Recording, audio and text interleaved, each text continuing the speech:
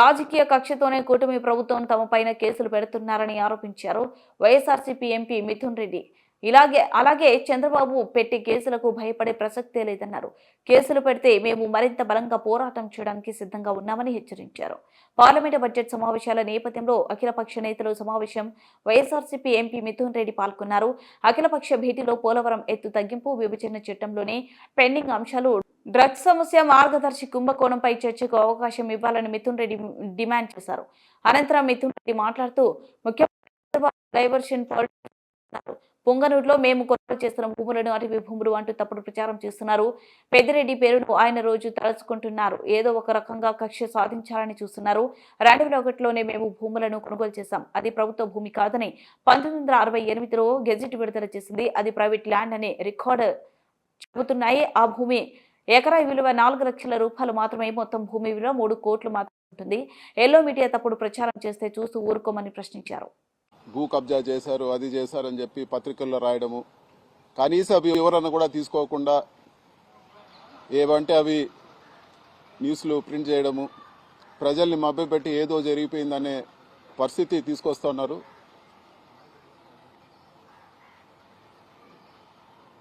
Mangalampeta village పరిధిలో పుంగనూరు కాన్స్టిట్యున్సీలో 2000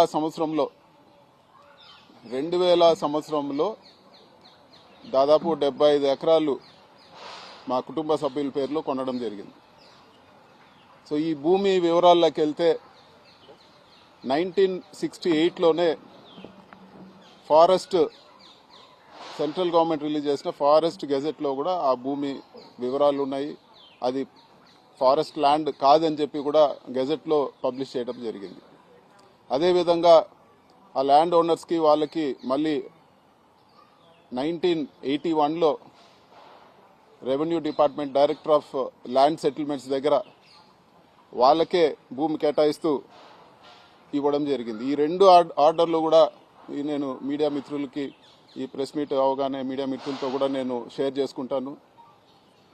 ఇంత క్లియర్గా ఉండే ల్యాండ్లో ఈరోజు కేవలం లేనిపోని ఆరోపణలు చేసి ఏదో జరిగిపోయిందనే భ్రమ పెడతా ఉన్నారు.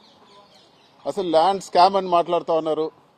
మీకు ఒక విషయం చెప్పాలా, ఇక్కడ ప్రభుత్వం రిజిస్టర్ చేసే వాల్యూ, 1 ఎకరాకి ప్రభుత్వం రిజిస్టర్ చేసే వాల్యూ, ఒక మారుమూల ప్రాంతంలో మేము అక్కడ చెట్లు, మామిడి చెట్లు పెట్టి ఆవులు, దేశీ ఆవులు అంటే మా ఊర్లో ఉండే ఆవులన్నీ కూడా తక్కువ పాలు ఇస్తాయి కాబట్టి అందరూ కూడా అవి బీఫ్ స్టాల్స్కి వాటికి అమ్ముతాం అంటే అమ్మకుండా పెట్టుకోవాలని చెప్పి 100 ఆవులు అక్కడ మేము పెట్టుకోవడం జరిగింది.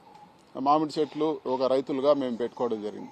ఈరోజు ప్రభుత్వ రిజిస్ట్రేషన్ వాల్యూ మీకు ఒకసారి చెప్తాను. 1 ఎకరా 4 లక్షలు, 70 ఎకరాల కంటే మీకు దాదాపు 3 కోట్లు లోపలే ఈరోజు వాల్యూ వచ్చే పరిస్థితి ఉంది.